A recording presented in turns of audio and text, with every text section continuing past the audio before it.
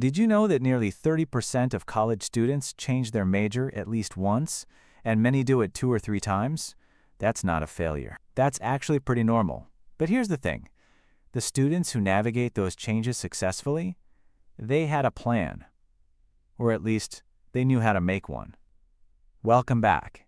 In today's video, we're breaking down one of the most important and most overlooked skills in college, planning your academic pathway.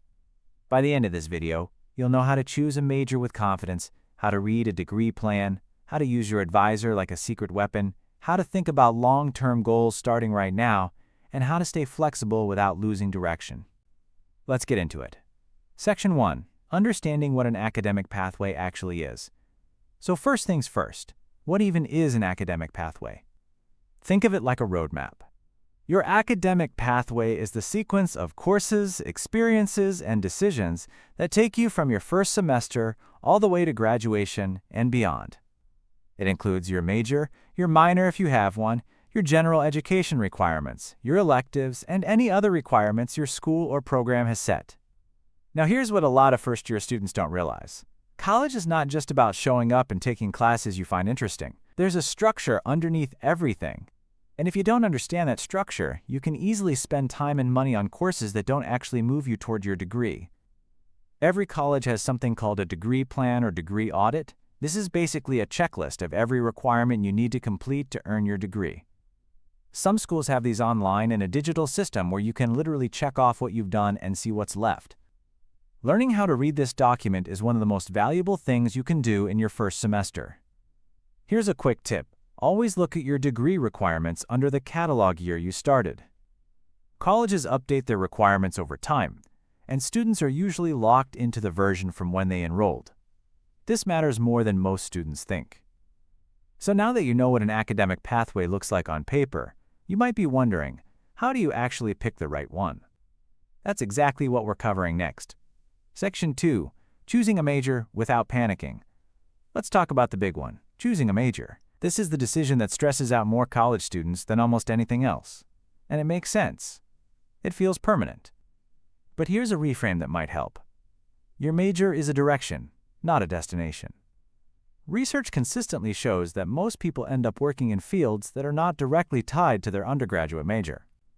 What a major gives you is a set of skills, a way of thinking, and a credential. The specific subject matters, but it's not the whole story. When you're trying to choose, start by asking yourself 3 questions. First, what subjects genuinely interest you? Not what sounds impressive. What actually holds your attention? Second, what are you good at, or what do you want to get better at? And third, what kind of life do you want after graduation?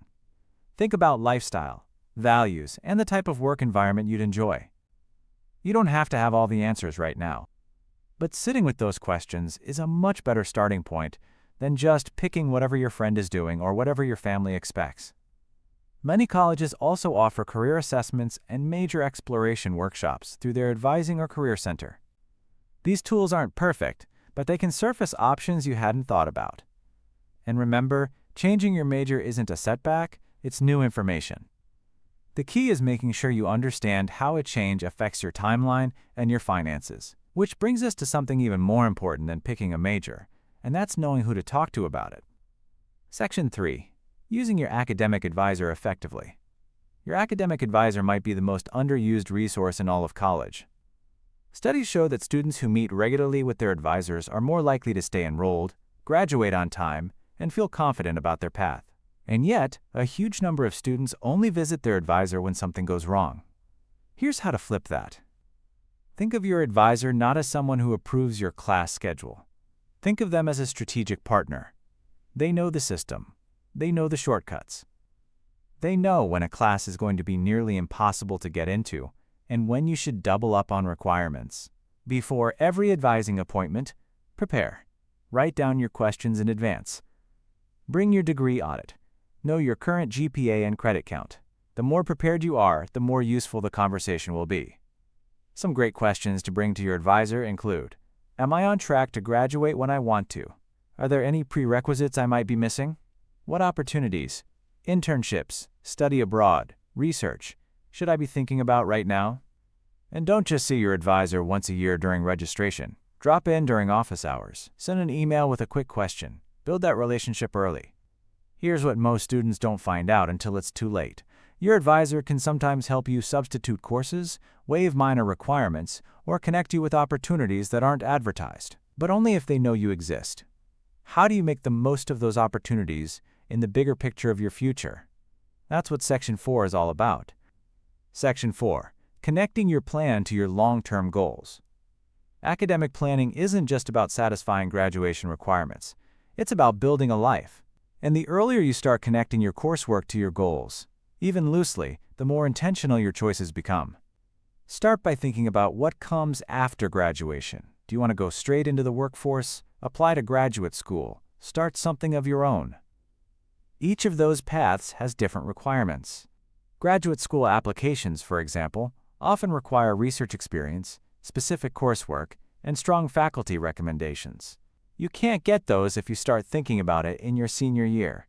This is also where co-curricular activities come in. Internships, clubs, leadership roles, volunteer work. These aren't separate from your academic plan. They're part of it. Employers and graduate programs don't just look at your GPA, they look at what you did with your time. Try creating what some advisors call a 4-year plan. It's a simple grid, one column per semester, where you map out the courses you intend to take and the experiences you want to have.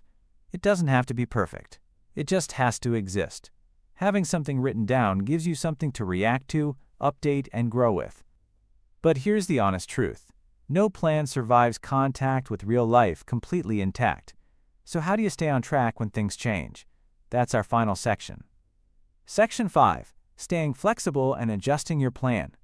Life happens. Classes get full. Professors change. Personal circumstances shift. Interests evolve. A good academic plan doesn't ignore this reality. It builds in flexibility. One practical way to do this is to always know your backup options. If your first choice course is full, what's your second? If a required class isn't offered this semester, is there something else you can take in its place? You should also stay aware of your financial situation as it relates to your timeline. Taking longer to graduate often means more debt and more time before you're earning a full income. That doesn't mean you should rush, but it means you should factor it in consciously. Another key habit: do a personal academic review every semester. Before you register for classes, look at how the previous semester went. Did you take on too much? Not enough? Did anything change about your interests or goals? Adjust accordingly. The students who graduate successfully aren't the ones who had the perfect plan from day one. They're the ones who stayed engaged, stayed curious, and kept asking the right questions along the way. So here's what we covered today. Academic pathways are structured roadmaps. Learn how to read yours. Choosing a major is about direction, not perfection. Your academic advisor is a strategic partner. Use them. Connect your coursework to your long-term goals now, not later, and build flexibility into your plan from the start. If this video helped you think differently about your path forward, hit that like button. It genuinely helps this channel grow. And subscribe so you don't miss the next video, where we dig into time management strategies that actually work for college students. Before you go, drop a comment below with one question you've been afraid to ask your academic advisor. You never know, your question might inspire the next video. See you next time.